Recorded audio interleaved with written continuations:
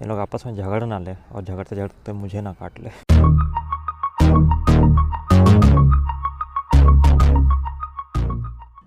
इस साल को ख़त्म होने में बस कुछ ही दिन बाकी है और मेरे घर वाले सब निकल गए हैं टूर पे अपने रिश्तेदारों के यहाँ। और घर में अभी बस मैं और मेरा भाई है। और उनके एब्सेंस में मुझे बस एक ही काम ढंग से करना था, जिसको मैं भूल गया। और कल रात को अचानक से याद आया, तो बस इतना ही दुआ किया कि उनको कुछ होना नहीं चाहिए, नहीं तो फिर मेरा वाट लगने वाला है। हेलो।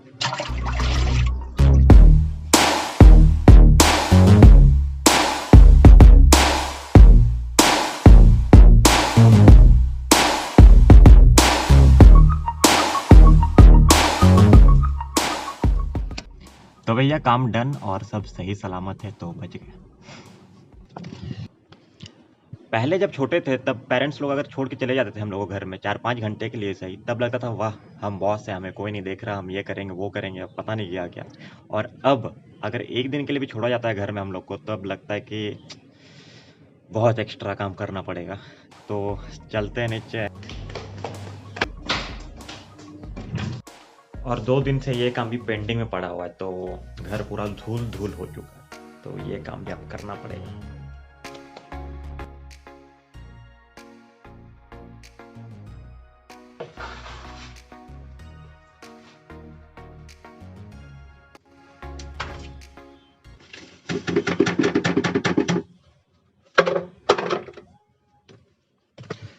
हाँ तो भैया अपना सफाई अभियान कंप्लीट, और अब सबसे मेन काम। और ये काम अगर हो गया ना, तो मान लीजिए 80% ऑफ द काम आपका दिन का हो गया। वो है खाना बनाना। और खाना बनाने से भी ज़्यादा प्रॉब्लम वाली बात यह है कि खाने में बनाया क्या जाए ये सोचना। तो आज हमने बहुत सोच विचार करने के बाद ये नतीजे पे आए हैं कि आज खाने में बस दाल भात और चोखा बनेगा, क्योंकि ये ज़्यादा सिंपल है।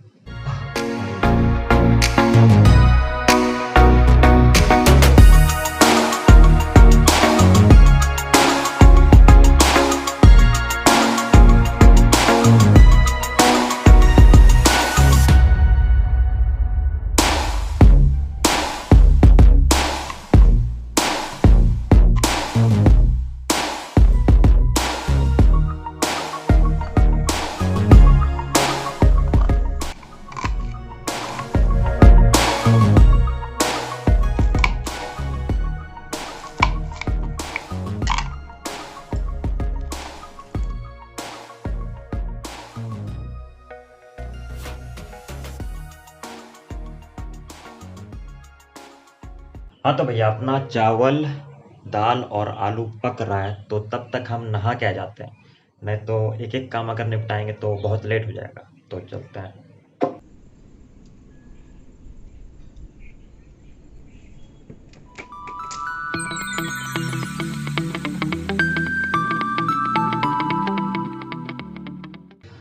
तो आज का लगभग सारा काम कंप्लीट हो। ट्रेन।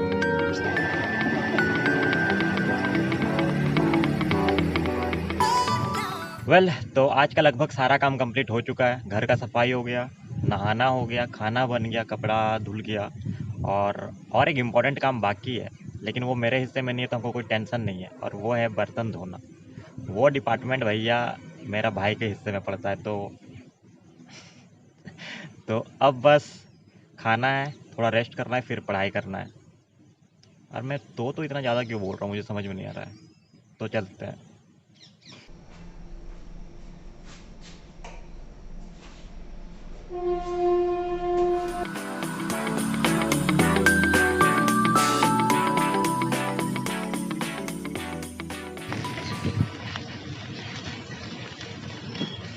हाँ तो भैया अभी पढ़ने ही बैठ रहे थे कि अचानक से याद आया कि घर में कोई सब्ज़ी पड़ा हुआ है नहीं, और शाम के लिए कुछ बनाने के लिए भी नहीं है आलू के अलावा। और आलू चोखा बना चुके हैं और खा खा के पक भी चुके हैं। तो अभी सबसे पहले जाएंगे हटिया।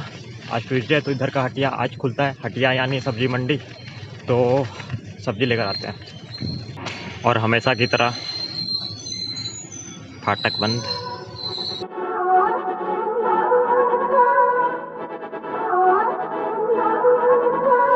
1 किलो।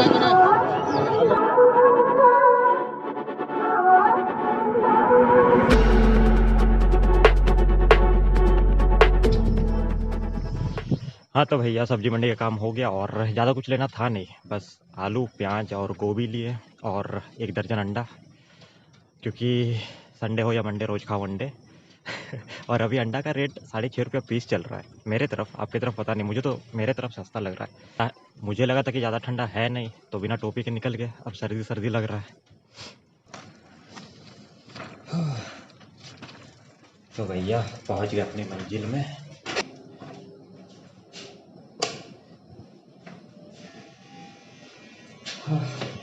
मुझे लग रहा था अंडा टूट जाएगा, क्योंकि एक बम्पर में बहुत भयानक उछला था, लेकिन सब सेफ है।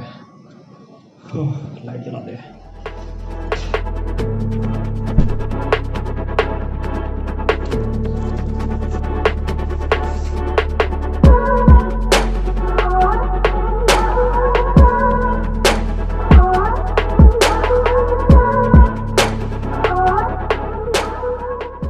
एक घंटे में लगभग मैं 15 से 20 क्वेश्चन सॉल्व कर लेता हूँ मैथ्स में, लेकिन आज अभी 10 क्वेश्चन भी पूरा नहीं हुआ। और जब ऐसा होता है ना तो सही में मन करता है उठा के फेंक दे किताब, मतलब।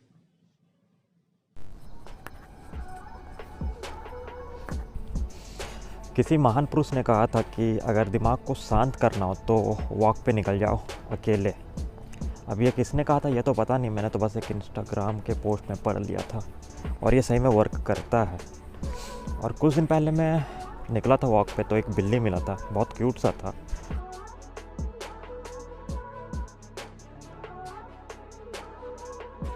तो उसके लिए मैं कुछ बिस्किट लाया था, लेकिन वो बिल्ली दिखाई नहीं, तो लग रहा है अब ये बिस्किट मुझे ही खाना पड़ेगा।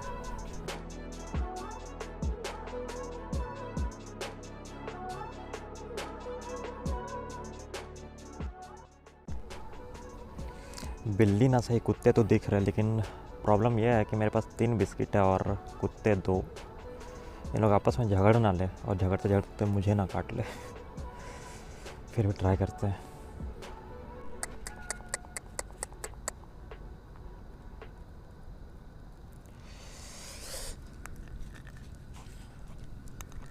खाएगा या नहीं?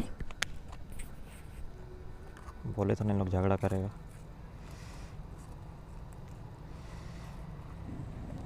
और चुपचाप खाओ। और नहीं है यार, पता रहता तो और ले आता यार।